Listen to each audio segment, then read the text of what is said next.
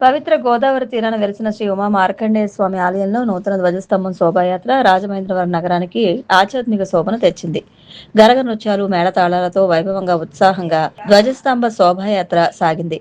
ముస్లింలు కూడా ఈ కార్యక్రమంలో పాల్గొనడంతో మత సామరస్యం వెల్లివిరిసింది. మారంపూడి జంక్షన్ నుంచి ప్రారంభమైన ఈ శోభాయాత్ర VL Puram, RTC complex, Shelton, Samhita college, Taditota junction, stadium, Shyamala centre మీదుగా గోదావరి గట్టు చేరుకుని ఆలయం వరకు సాగింది. దారి పొడవునా వేలాది మంది భక్తులు నూతన ధ్వజస్తంభాన్ని దర్శించుకుని భక్తి పారవస్యంలో మునిగిపోయారు. ప్రతి కూడలి వద్ద స్థానికులు భక్తులకు శీతల పానీయాలు, మజ్జిగ, త్రాగునీరు అందిస్తూ సేవాభావాన్ని చాటుకున్నారు. ఈ కార్యక్రమంలో ఆలగడ్డ ఎమ్మెల్యే భూమా అఖిలప్రియ పాల్గొన్నారు. కాషాయ వస్త్రాలతో శోభాయాత్రకు నేతృత్వం వహించిన ఎమ్మెల్యే ఆదిరెడ్డి వాసు ఈ సందర్భంగా మాట్లాడుతూ ధ్వజస్తంభం తేవడం నుంచి ప్రతిష్ఠ వరకు అన్ని కార్యక్రమాలు ఏప్రిల్ 29న శాస్త్రీయంగా నిర్వహించబడుతున్నట్లు తెలిపారు. ఆ రోజున సుమారు 20,000 మందికి అన్నప్రసాద వితరణ జరుగుతుందన్నారు. మొత్తం కార్యక్రమానికి సుమారు 80 లక్షల వ్యయం కానుందన్నారు. భక్తులే స్వచ్ఛందంగా ముందుకు వచ్చి ఈ మహోత్సవాన్ని విజయవంతం చేయడం విశేషమని ఆయన పేర్కొన్నారు. ఎమ్మెల్సీ సోము వీర్రాజు, మాజీ MLC Apparao, AP Settibalija corporation chairman Kudupudi Satyababu, Challa Shankarrao, APIIC మాజీ చైర్మన్ శ్రీకాకుళపు శివరామ సుబ్రహ్మణ్యం, కూటమి నాయకులు మధ్య రాంబాబు, కాశీ నవీన్ కుమార్, నక్కా చిట్టిబాబు, వర్ర శ్రీనివాసరావు, దొండపాటి సత్యంబాబు, అతి సత్యనారాయణ, వై శ్రీను, మహమ్మద్ అబ్దుల్లా, శెట్టి జగదీష్, ఎందమూరి దీపు, కొయ్యల రమణ, యాళ్ల ప్రదీప్, రెడ్డి మణేశ్వరరావు, వివిధ ఆలయాల చైర్మన్లు, డైరెక్టర్లు, వేలాదిగా భక్తులు పోటెత్తారు. రాజమహేంద్రవరం నగరంలోని శ్మశాన వాటికలను కమిషనర్ రాహుల్ మీనా ఈ రోజు ఉదయం పరిశీలించారు. ప్రజల సౌకర్యార్థం శ్మశాన వాటికల్లో కనీస మౌలిక సదుపాయాలు ఉండాలని కమిషనర్ రాహుల్ మీనా పేర్కొన్నారు. ఆల్కట్ గార్డెన్ సమీపంలోని కైలాస భూమి క్రైస్తవ శ్మశాన వాటికలను అధికారులతో కలిసి ఆయన పరిశీలించారు. అక్కడి పరిశుభ్రత, మరుగుదొడ్లు, నీటి వసతి, విద్యుత్ మరియు ఇతర సదుపాయాల గురించి అడిగి తెలుసుకున్నారు. ఈ సందర్భంగా శ్మశాన వాటికల అభివృద్ధికి తీసుకోవాల్సిన చర్యలపై చర్చించారు. ప్రజలకు ఇబ్బందులు కలగకుండా చూడాలని, 10 రోజుల్లో అవసరమైన వసతులు మెరుగుపరచాలని ఇంజనీరింగ్ అధికారులకు సూచించారు. ఆయన వెంట ఎస్సీ రేటా, ఈఈ మాధవి, ఎంహెచ్ఓ వినూత్న, డిఈ సత్యనారాయణ, ఇతర సిబ్బంది ఉన్నారు. 100 రోజుల్లో క్షయవ్యాధి ముక్త భారత్ అభియాన్లో భాగంగా రాజమహేంద్రవరం రైల్వే ఆసుపత్రిలో ప్రత్యేక వైద్య శిబిరాన్ని దక్షిణ మధ్య railway principal chief medical director Nirmala Rajaram ప్రారంభించారు. త్వరితగతిన గుర్తిస్తే క్షయవ్యాధిని పూర్తిగా నిర్మూలించవచ్చునని ఈ వైద్య శిబిరాన్ని సద్వినియోగం చేసుకోవాలని ఆమె పిలుపునిచ్చారు. ఈ సందర్భంగా అనుమానితులకు ఎక్స్రేతో పాటు వివిధ పరీక్షలు నిర్వహించారు. Chief medical superintendent doctor AVSK Prasad, nodal officer doctor Soumya, doctor V Sunil తదితరులు పాల్గొన్నారు.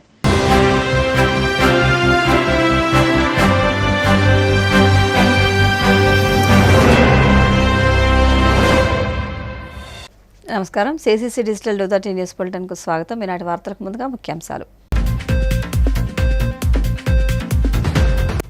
ఉత్తరాంధ్ర నీటి సమస్యలు తీర్చడంలో గోదావరి జలాలు అత్యంత కీలకమన్న మంత్రి నిమ్మల. జూన్ నాటికి అనకాపల్లి వరకు గోదావరి జలాలు తరలించాలని సీఎం ఆదేశించారని వెల్లడి.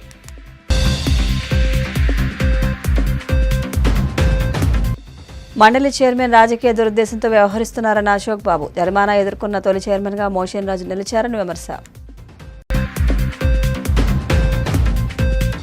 కూటమి పార్టీల రాక్షస సమూహం ఎలో మీడియాను ధీటుగా ఎదుర్కోవాలి. పార్టీ శ్రేణులకు పిలుపునిచ్చిన వైసీపీ ఎమ్మెల్సీ లేళ్ల అప్పిరెడ్డి. జగన్ మావిగన్ ప్రతిపాదించడంతో అమరావతిలో అవినీతి బండారం బయటపడుతుందని చంద్రబాబుకు భయం పట్టుకుంది. మాజీ మంత్రి కన్నబాబు విమర్శలు. ఉత్తరాంధ్ర జిల్లాల సాగు, తాగు, పారిశ్రామిక అవసరాలను తీర్చడంలో గోదావరి జలాలు అత్యంత కీలకమని, ఈ నీటిని తరలించేందుకు పోలవరం ఎడమ కాలువే ప్రధాన ఆధారమని మంత్రి నిమ్మల రామానాయుడు స్పష్టం చేశారు. జూన్ నాటికి మొదటి దశ పనులను పూర్తి చేసి అనకాపల్లి వరకు గోదావరి జలాలను తరలించాలని ముఖ్యమంత్రి చంద్రబాబు ఆదేశించినట్లు ఆయన వెల్లడించారు. కాకినాడ జిల్లా అన్నవరంలో పంప అక్విడక్ట్ వద్ద పోలవరం ఎడమ ప్రధాన కాలువ పనులను మంత్రి స్వయంగా పరిశీలించారు. ఆరంపూడి, గవరయ్య, కోనేరు గ్రామాల సమీపంలో నేషనల్ హైవే క్రాసింగ్ వద్ద జరుగుతున్న వంతెనల నిర్మాణ పనులను పర్యవేక్షించిన ఆయన అనంతరం తుని R&B గెస్ట్ హౌస్లో అధికారులతో సమీక్షా సమావేశం నిర్వహించారు.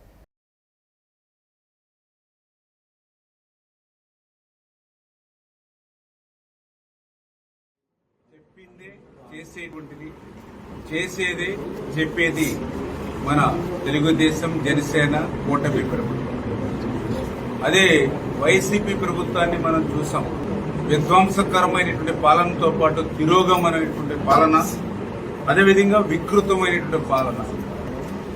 ఉత్తరాంధ్రకు అత్యంత ప్రాణమైనటువంటి ప్రధానమైనటువంటి పోలవరం లెఫ్ట్ మెయిన్ కెనాల్ ఉత్తరాంధ్రకే కాదు, విశాఖ నగరానికి త్రాగునీరుకి, స్టీల్ ప్లాంట్ కి, పారిశ్రామిక అవసరాలను తీర్చేటువంటి ప్రాజెక్టు పోలవరం ప్రాజెక్టు నుంచి ఆ యొక్క గోదావరి వరద జలాలు వచ్చేటువంటి పోలవరం లెఫ్ట్ మెయిన్ కెనాల్, అటువంటి అత్యంత ప్రధానమైనటువంటి ఉత్తరాంధ్రకు ఆ పోలవరం లెఫ్ట్ మెయిన్ కెనాల్ కి 5 సంవత్సరాల్లో ఎందుకు ఒక్క రూపాయి పనిచేయకుండా నిలిపేశాడో ఈ రోజు జగన్మోహన్ రెడ్డి సమాధానం చెప్పవలసినటువంటి పరిస్థితి ఉంది. ఉత్తరాంధ్రకు క్షమాపణ చెప్పవలసినటువంటి పరిస్థితి ఉంది. ఈ రోజు కూటమి ప్రభుత్వం అధికారంలోకి వచ్చింది. వచ్చిన వెంటనే మీరందరూ కూడా చూశారు, ముఖ్యమంత్రిగా ప్రమాణ స్వీకారం చేసినటువంటి మొదటి వారంలోనే చంద్రబాబు నాయుడు గారు పోలవరం ప్రాజెక్టుని సందర్శన చేశారు. ఆ తర్వాత వారమే Polavaram left main canal visit కు వచ్చి ఆ రోజే ఆయన అక్కడి నుంచే ప్రకటించారు. అనకాపల్లిలో 2026 జూన్ కల్లా ఈ యొక్క ఫస్ట్ ఫేజ్ లో ఈ యొక్క లెఫ్ట్ మెయిన్ కెనాల్ పనులు పూర్తి చేసి ఉత్తరాంధ్రకు అనకాపల్లి వరకు నీళ్లు తీసుకొస్తామని. అంటే 5 సంవత్సరాల వైఎస్ఆర్సీపీ పాలన లెఫ్ట్ మెయిన్ కెనాల్ పనులు గాలి వదిలేస్తే మళ్లీ కూటమి ప్రభుత్వం వచ్చి 5 సంవత్సరాల్లో మీరు చేయనటువంటి పనిని ఒక్క సంవత్సరంలోనే చేసి చూపిస్తామని చెప్పడమే కాదు, చెప్పింది కూడా ఆచరణలో ఉండేటువంటి విధంగా 1460 కోట్ల రూపాయలు ఈ రోజు లెఫ్ట్ మెయిన్ కెనాల్ కి నిధులిచ్చి ఖర్చు పెట్టి ఇప్పుడే మీరు ఫీల్డ్ విజిట్ మాతో పాటు మా పత్రికా విలేకరులు మీరందరూ కూడా మాతో పాటు కూడా చూశారు. లెఫ్ట్ మెయిన్ కెనాల్ మెత్తగా మట్టి పనులన్నీ అయిపోయాయి గతంలో.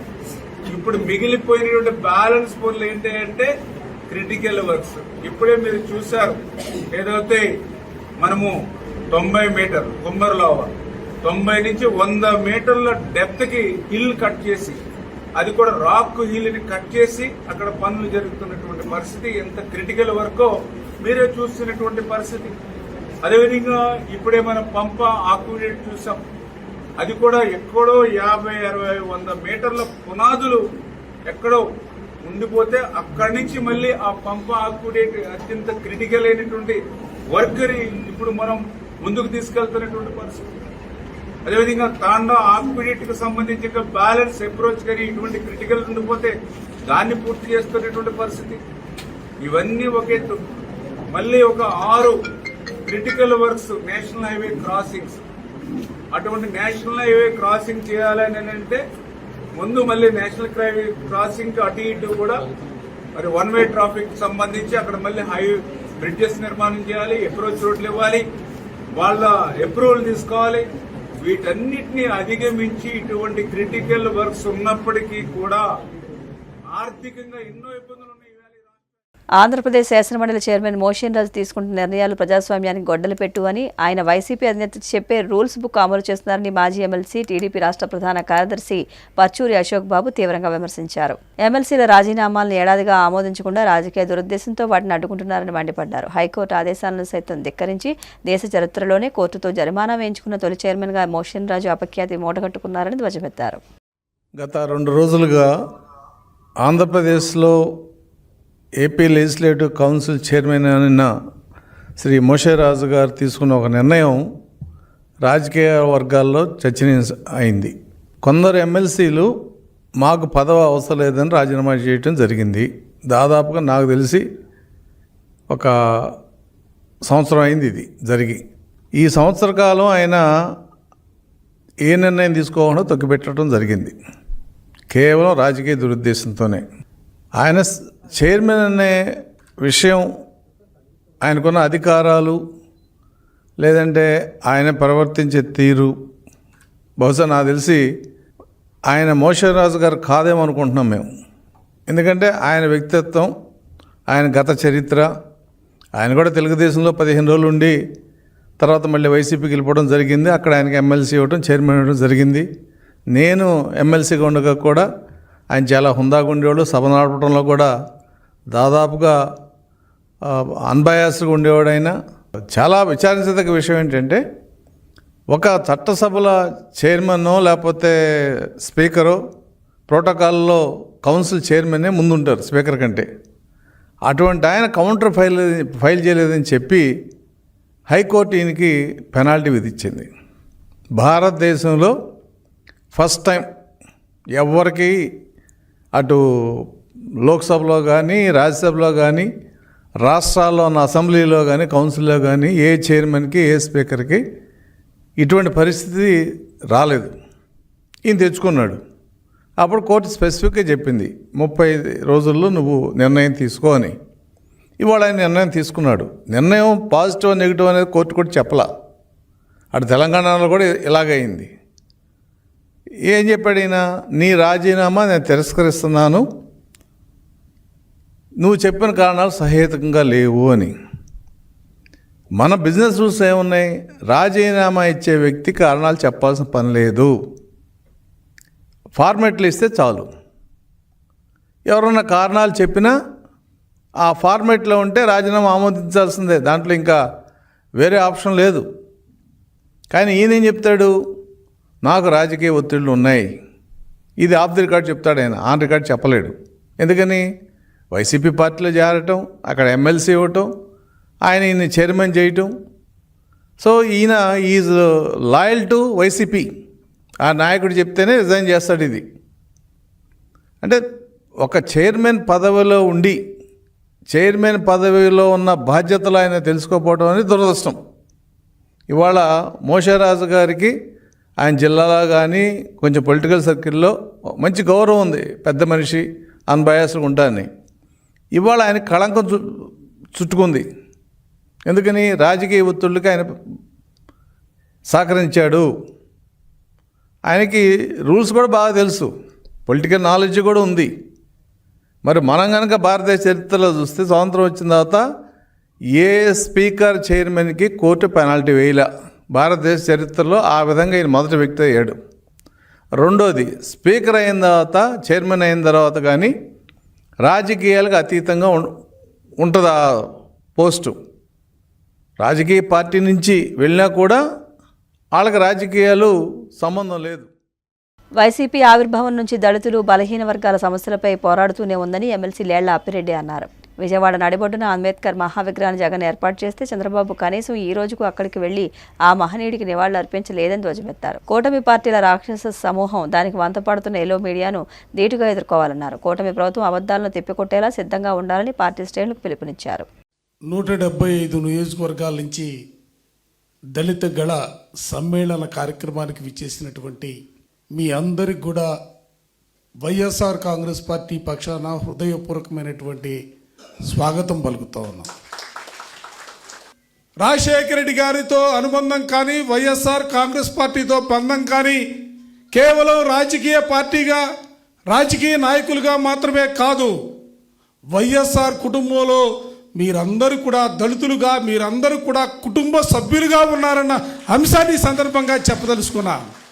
ఈ రాష్ట్రంలో కులాలు, మతాలు పక్కన పెట్టి సమాజంలో ఉన్నటువంటి, ముఖ్యంగా అణగారిన వర్గాలుగా ఉన్నటువంటి దళితులందరినీ కూడా రాజకీయంగా, సామాజికంగా, ఆర్థికంగా అన్ని రంగాల్లో కూడా ముందుకు తీసుకురావాలనే భావంతో వారు చేసినటువంటి ప్రయత్నాలని మరోసారి ప్రజల మధ్యకు తీసుకెళ్ళవలసినటువంటి అవసరం ఉంది.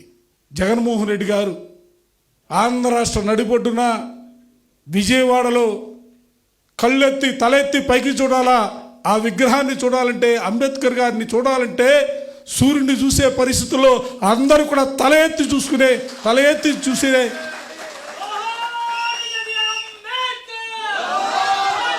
అటువంటి విగ్రహాన్ని రాష్ట్ర నడిబొడ్డున నిర్మిస్తే ఆ విగ్రహానికి దండ వేయటానికి, కనీసం ఆ విగ్రహానికి దగ్గరగా పోవటానికి కూడా మనసు అంగీకరించని ముఖ్యమంత్రి చంద్రబాబు నాయుడు ఉన్నటువంటి పరిస్థితులు. ఈరోజు ప్రత్యేకంగా మీ గొంతు, మీ గళాలను విప్పి ఈ రాష్ట్రంలో జరుగుతున్నటువంటి అన్యాయాలపైన స్పందించాలని చెప్పడం కోసం ఈరోజు ఈ సమావేశాన్ని ఏర్పాటు చేయడం జరిగింది. మీ నాయకత్వంలో మరింత మందిని తయారు చేసే కార్యక్రమానికి మీరు శ్రీకారం చుట్టాలా? ఈ శ్రీకారం చుట్టే పరిస్థితుల్లో కూడా మీరు ఏ విధంగా ఇవాళ చిరునవ్వుతో ఈ సమావేశానికి వచ్చారో, మీరు మాట్లాడే ప్రతి మాట కూడా, ఎందుకంటే ఇవాళ మనకు ఎదురుగా ఉన్నది మామూలు మనుషులు కాదు, రాక్షసులు ఉన్నారు. రాక్షసుల సమూహం ఉంది మన ఎదురుగా. ఆ రాక్షస సమూహానికి కూడా ఈనాడు, ఆంధ్రజ్యోతి, ఈటీవీ, ఏబిఎన్, టీవీ5 లాంటి ఎలక్ట్రానిక్ మీడియా తోడుగా ఉన్నటువంటి పరిస్థితులు మరో పక్కున్నాయి. నేను మీ అందరినీ కూడా కోరుకునేది ఒక్కటే, ఇవాళ మీ అందరికి కూడా ఆత్మవిశ్వాసం కావాలా? ఆత్మవిశ్వాసం ఎట్లా ఉండాలంటే మనం మాట్లాడే ప్రతి మాటలో కూడా నిజం ఉండాలా. మనమే అబద్ధాలు చెప్పాల్సిన అవసరంలా. వాళ్ళు అబద్ధాలు చెప్పుకుంటూ తిరుగుతారు. వైఎస్ఆర్ కాంగ్రెస్ పార్టీలో మాత్రం జగన్మోహన్ రెడ్డి గారు నీలో సమర్థత ఉందని గమనిస్తే నువ్వు ఎక్కడ కూర్చున్నా కూడా చేయి పట్టు తీసుకొచ్చి నామినేషన్ వేయించి నిన్ను గెలిపించే ప్రక్రియలో ముందుకు సాగే కార్యక్రమం. చంద్రబాబు చాలా దుర్మార్గంగా వ్యవహరిస్తున్నారని మాజీ మంత్రి కురసాల కన్నబాబు మండిపడ్డారు. వైఎస్ జగన్ మావిగనని చెప్పడంతో చంద్రబాబు బిహేవియర్ మారిపోయిందని, అమరావతిలో అవినీతి బండారం బయటపడుతుందని భయం పట్టుకుందన్నారు. వైసీపీ గొడ్డల పార్టీ అయితే టీడీపీ బాంబులు గుణపం పార్టీనా అని ఎద్దేవా చేశారు. రైతులు ఎలా పోయినా చంద్రబాబుకు పట్టదని, అమరావతి పేరుతో జేబులు నింపుకునే కార్యక్రమం జరుగుతుంది అంటూ కన్నబాబు ఆగ్రహం వ్యక్తం చేశారు. ప్రధానంగా చంద్రబాబు నాయుడు గారు ఆయన మాట్లాడే తీరు, ఆయన మాట్లాడుతున్న భాష చూస్తుంటే చాలా ఫ్రస్ట్రేషన్లోనే ముఖ్యమంత్రిగా ఆయన కూరుకుపోయినట్టు అనిపిస్తుంది. ఒక సీనియర్ ముఖ్యమంత్రి అయ్యి ఈ దేశంలో నేనే సీనియర్గా ఉన్న ముఖ్యమంత్రి అని చెప్పుకుంటూ కనీసం ఒక సంస్కారం కూడా ప్రదర్శించిన విధంగా భాషని మాట్లాడుతూ ఉన్నారు. చాలా దుర్మార్గంగా బిహేవ్ చేస్తూ ఉన్నారు. ఎందుకు ఈ వ్యవహార శైలి ఇలా ఉంది అని అనుకుంటే, ఇటీవల కాలంలో జగన్మోహన్ రెడ్డి గారు మావిగన్ అని ఒక ప్రతిపాదన చేసినప్పటి నుంచి అసలు ఈయన బిహేవియరే మారిపోయింది. తన కలల రాజధాని అమరావతి దెబ్బతింటుందని అనుకుంటా ఉన్నారు, లేకపోతే అసలు బండారం, అవినీతి బండారం బయటపడుతుందని భయపడుతున్నారు. మొత్తానికి ప్రజల దృష్టిని మళ్లించే కార్యక్రమాన్ని చాలా ముమ్మరంగా చేస్తూ ఆ బాధ్యతను ఏదో తానే తీసుకున్నట్టుగా కనిపిస్తూ ఉంది. అసలు ప్రజలు ఏమనుకుంటున్నారు, ప్రజల అవసరాలు ఏంటి అనేది ఆయన పట్టట్లే. ఆయన ఏదో కలలు కానీ ఒక ఊహాలోకంలో విహరిస్తూ అందరినీ కూడా అదే ఊహాలోకంలో బతకమని చెప్తున్నాడు ఆయన. ఇప్పటి వరకు గతం నుంచి చూస్తే జగన్మోహన్ రెడ్డి గారు 3 రాజధానులను ప్రకటిస్తే మాకు విశాఖపట్నం అవసరం లేదు, కర్నూలు అవసరం లేదు, విజయవాడ అవసరం లేదు, అమరావతిగా నేను చెప్పిన ప్రాంతమే డెవలప్ అవ్వాలని చెప్పిన వాడు ఇప్పుడు మచిలీపట్నం అవసరం లేదు, గుంటూరు అవసరం లేదు, ఏదీ లేదు, నా కలల రాజధాని అది నీటిలో ఉన్నా నేల మీద ఉన్నా ఎక్కడున్నా కూడా నేను దీన్నే నిర్మిస్తాను అన్నట్టుగా ఆయన ముందుకు వెళ్తూ ఉన్నారు. సరే, అది కూడా ఎందుకంటే ప్రజలు ఆయనకు మ్యాండేట్ ఇచ్చారు. ఇచ్చిన తర్వాత ఏం జరుగుతుంది అనేది కొంతకాలం ఆగితే కానీ తెలియదు. ఇంచుమించుగా ఎన్నికలు జరిగి 2024 ఏప్రిల్లో ఎన్నికలు జరిగితే ఇప్పుడు 26 ఏప్రిల్లో ఉన్నాం. అంటే 2 ఏళ్ళు దాదాపుగా పూర్తయిపోయింది. ఆయన అధికారంలోకి వచ్చినప్పటి నుంచి ఇది చేశాను నా మార్క్ అని ఒక్కటి కూడా చెప్పుకునే పరిస్థితి లేదు. పైగా ప్రజలకి చాలా ముఖ్య అవసరమైన పథకాలు, ఆరోగ్యశ్రీ లాంటి పథకాలని నీరు కట్టేసి, ఫీజు రియంబర్స్మెంట్ వంటి పథకాలను ఎత్తేసే కార్యక్రమం చేసి, ఇవాళ ప్రజలకు ఏదైతే అవసరమో అది చేయకుండా నేల విడిచి సాము చేస్తూ ఉన్నారు. ఆయనకి అధికారం కావాలి తప్ప జనం బాధలు అక్కర్లేదు. ఎందుకంటే తనను చాలా గొప్పగా చూపించే మీడియా, తాను ఏం చేసినా ఆహాఓహాన్ని కీర్తించే సొంత పత్రికలు, ఛానల్స్ ఉండడం వల్ల వాళ్ళ గోబెల్స్ ప్రచారంలో వాళ్ళు ఎలాగో నన్ను మోస్తారు కనుక ఇబ్బంది ఏం లేదన్నట్టుగా చంద్రబాబు నాయుడు గారు బిహేవ్ చేస్తూ ఉన్నారు. ఈ మధ్యన కొత్తగా వైఎస్ఆర్ పార్టీ గురించి గొడ్డల పార్టీ అని మాట్లాడుతున్నాడు. దేనికి గొడ్డల పార్టీ? అసలు వైఎస్ఆర్ పార్టీకి లేని ఒక క్రిమినల్ చరిత్రను అంటగట్టాలని ముఖ్యమంత్రిగా ఉన్న ఈయనే మాట్లాడేస్తూ ఉన్నాడు. ఆయన ఎక్కడో అనకాపల్లిలో సభ జరిగితే ఆ సభలో ఇదే మాట్లాడతాడు. ఒక రాజకీయ నాయకుడిగా, ఫక్తు రాజకీయ నాయకుడిగా తప్ప నేను ఒక ప్రభుత్వాన్ని నడుపుతున్న ప్రజా అధినేతని, ప్రభుత్వ అధినేతని ఆయన మర్చిపోయి వైఎస్ఆర్ పార్టీని గొడ్డల పార్టీ అంటా ఉన్నా. నేను అడుగుతున్నా, వైఎస్ఆర్ పార్టీ గొడ్డల పార్టీ అయితే తెలుగుదేశం పార్టీ ఏం పార్టీ? బాంబుల పార్టీయా?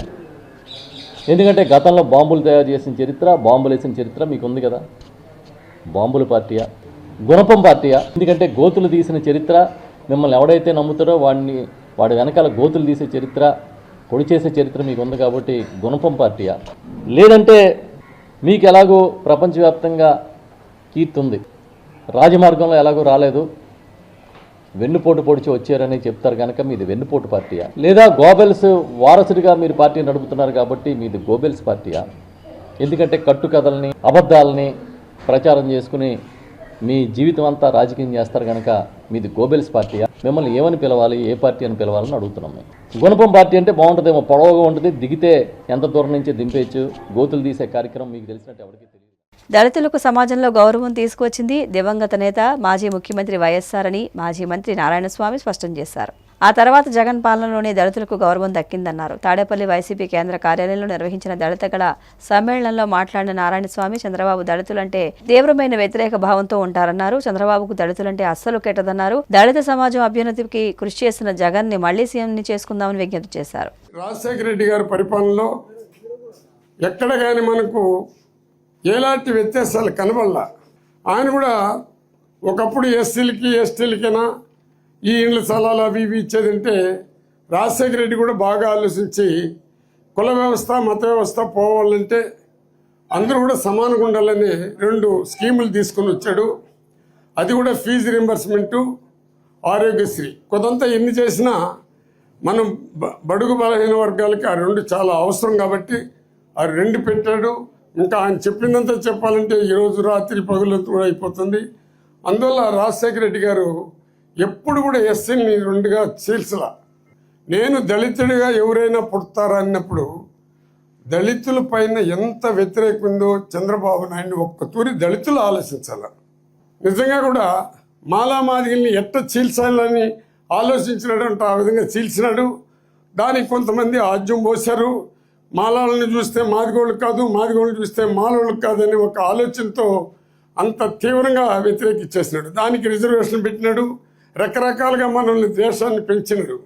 ఇది అయినాక జగన్మోహన్ రెడ్డి బాగా ఆలోచించాడు. ఏమిటి ఈ వ్యవస్థ, ఎందుకు ఈ విధంగా అయిపోతున్నారని ఆలోచించి ఆయన క్యాబినెట్లో మాలామాదిగల్ని 5 మందిని మంత్రి పదవి ఇచ్చినా దానికి ఇంపార్టెంట్గా సమానంగా ఇవ్వాలని చెప్పే ఉద్దేశంతోనే కలిపినాడు. ఏ స్కీములు వచ్చినా ఏది వచ్చినా మనం ఇద్దరిని కూడా ఈ సమాజంలో ముందుకు పోవాలని కలుపుకుంటూ ఆయన ఒకటి ఆలోచించాడు.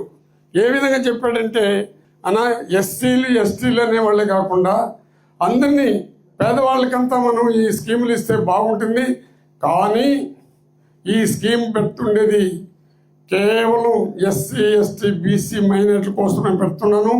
అయినా కుల వ్యవస్థ వస్తుందని చెప్పేసి కులాన్ని చూడకూడదు, పేదవాళ్ళుగా చూసుకొని అందరూ చదవాలి కాబట్టి చదివితే ఒక ఎస్సీ చదివి పైకి వచ్చినాడంటే అతను ఒక ఎంఆర్ఓ అయినా ఒక కానిస్టేబుల్ అయినా ఏ జాతివాడైనా వాడికి నమస్కారం పెడతాడు. ఆ నమస్కారం కావాలంటే సంస్కారం రావాలా, ఆ సంస్కారం కావాలంటేనే విద్య కావాలా, ఆ విద్య వస్తేనే సమానత్వం వస్తుందని చెప్పినటువంటి ఏకైక ముఖ్యమంత్రి ఎవరైనా ఉన్నారంటే అది జగన్మోహన్ రెడ్డి గారు. ఇన్ని కేసులు పెట్టినా మనకు లాయర్లు పెట్టి మనకు ఆర్థికంగా ఎలాంటి ఇబ్బంది లేకుండా చూస్తున్న జగన్మోహన్ రెడ్డి గారికి 29 ఎలక్షన్లో మనందరూ ఐకమత్యం ఉండి మన గ్రామంలో కూడా అట్ట ఉంటే మనం కలుపుకొని ఒకటిగా ఉండి ఆయన గెలిపించే కార్యక్రమంలో మీరందరూ కూడా చేయాల్సిందిగా కోరుకుంటూ రానున్న 10-15 సంవత్సరాలలో పశువర్ధక శాఖ ప్రాధాన్యత పెరుగుతుందని నెల్లూరు జిల్లా కలెక్టర్ హిమాంశు శుక్లా అన్నారు. వరల్డ్ వెటర్నరీ డే 2026 వేడుకల్లో ఆయన పాల్గొన్నారు. పశు వైద్యులు ఆహారం ఆరోగ్యానికి సంరక్షకులు అనే నినాదంతో జరిగిన కార్యక్రమంలో ఆయన రెడ్ క్రాస్ సొసైటీ ఏర్పాటు చేసిన రక్తదాన శిబిరాన్ని ప్రారంభించారు. పశుసంవర్ధక శాఖ Andhra Pradesh animal husbandry officers services association ఆధ్వర్యంలో ఈ కార్యక్రమం జరిగింది.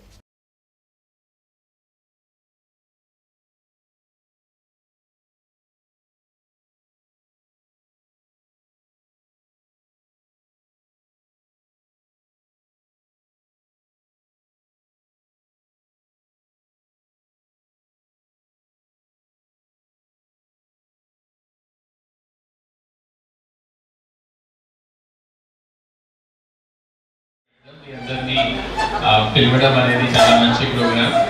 ఇప్పుడు జస్ట్ జనరల్ అంటే వెటర్నరీ సెక్టర్ ఎలా డెవలప్ అవుతుంది, దీనికి రిక్వైర్మెంట్, దీనికి పొజిషనింగ్ ఎలా ఉంటుంది అంటే చూస్తే ఇప్పుడు మన భారతదేశం ఇప్పుడు పూర్ కంట్రీ నుంచి డెవలపింగ్ కంట్రీ నుంచి ఒక డెవలప్డ్ కంట్రీ వైపుకి వెళ్తున్నాయి.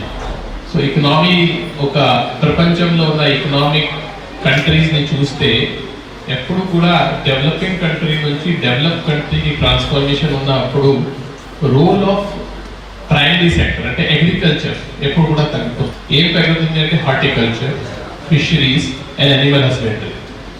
And next manufacturing and service sector. So percentage of contribution in GDP towards coming from the sector చాలా చేంజ్ వస్తాయి. సో ఇది కూడా మనం చూస్తే మన భారతదేశంలో ఆ ట్రాన్సిషన్ ఆల్రెడీ మొదలైంది. ఇప్పుడు ఎస్ ఎక్కువ నంబర్ వరి పంట మీద లేకపోతే గోధుమ పిండి మీద ఆధారపడి ఉండవచ్చు. కానీ ఈ ట్రాన్సాక్షన్ ఇప్పుడు స్టార్ట్ అయింది. రాబోయే 10 to 15 ఇయర్స్లో రోల్ ఆఫ్ యానిమల్ హస్బెండరీ చాలా ఎక్కువ పెరుగుతుంది. ఇప్పుడు మీరు చూస్తే చాలా మంది బహుశా ఐడియా ఉండకపోవచ్చు, ఆంధ్రప్రదేశ్ ఎకానమీలో లైవ్ స్టాక్ మిసేవి GDP contribution highest, almost 19% GDP మన లైవ్ స్టాక్ నుంచి వస్తున్నాయి. అది ఒకటి. రెండవది, ఇప్పుడు మీ ఆల్రెడీ చూస్తున్నారు గవర్నమెంట్ ఏం చెప్తుంది, 15% గ్రోత్. ఈ 15% గ్రోత్లో కూడా ఇప్పుడు ఇంప్రూవ్ అవుతున్న సెక్టర్స్లో maximum fastest growing sector is animal husbandry. So రాబోయే రోజుల్లో ఫస్ట్ కంట్రిబ్యూషన్ ఎక్కువ ఉంది, రెండోది గ్రోత్ కూడా చాలా ఫాస్ట్గా యానిమల్ హస్బెండరీ సెక్టర్లో జరుగుతున్నాయి. కాబట్టి మీ మీద ఈ గ్రోత్ని సరిగా తీసుకొని వెళ్ళాలంటే బాధ్యత మీ మీద చాలా ఎక్కువ ఉంది.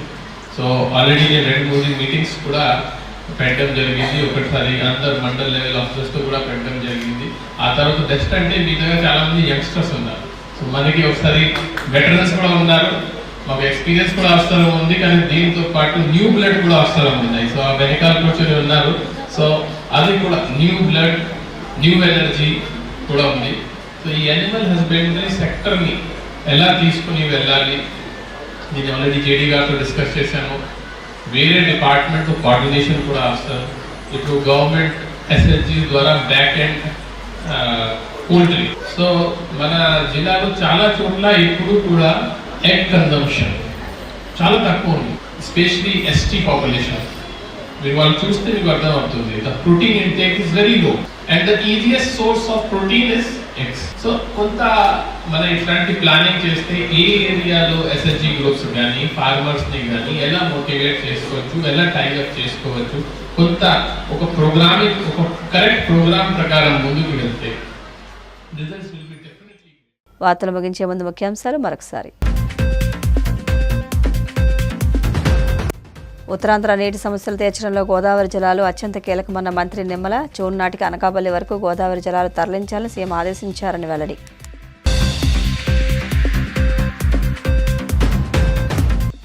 మండలి చైర్మన్ రాజకీయ దురుద్దేశంతో వ్యవహరిస్తున్నారన్న అశోక్ బాబు. జరిమానా ఎదుర్కొన్న తొలి చైర్మన్గా మోషన్ రాజు నిలిచారని విమర్శ.